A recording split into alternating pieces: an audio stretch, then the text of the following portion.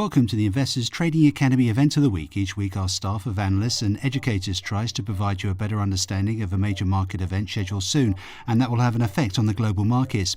As the UK referendum nears, we thought we should cover what we can expect to happen the day after, on June 24th.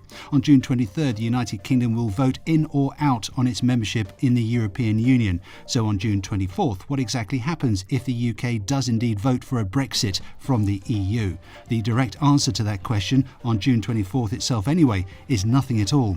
The referendum is not binding law. It would signal only the wish of the British people is to leave the EU and would spark negotiations to begin setting the terms for separation.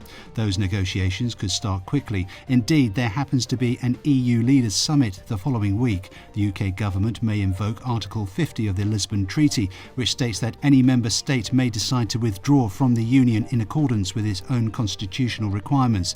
That would begin a two-year period before negotiations would have to be complete and Britain would have to exit. Regardless, there are three main areas the divorce lawyers will be fighting over. 1. Free movement of people. Will Britain be able to stem the flow of immigrants into the UK and their ability to claim UK welfare benefits while minimising the rights it loses for its own citizens on the European continent? 2. Free trade. Will Britain be allowed to maintain the status quo of free trade? The UK has a large trade deficit with the EU, and as a net buyer of EU goods, it has some strength in negotiations. On the other hand, the rest of the EU may be angry at the UK's decision to leave and may want to make an example of the country, which would make negotiations trickier.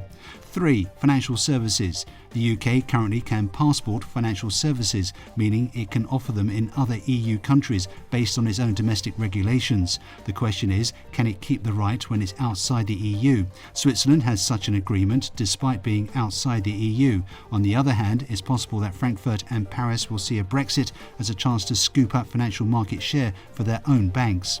If Brits vote to remain in the EU, there is also likely to be a bit of negotiations and controversy based on the plan that David Cameron brought back from the EU Commission, which kicked off the referendum. Regardless, on June 24th, the run will rise and little would have changed overnight, except that market anxiety will be behind and the UK and EU will move forward. The exact consequences of a possible Brexit are uncertain, since no country has ever pulled out of the EU.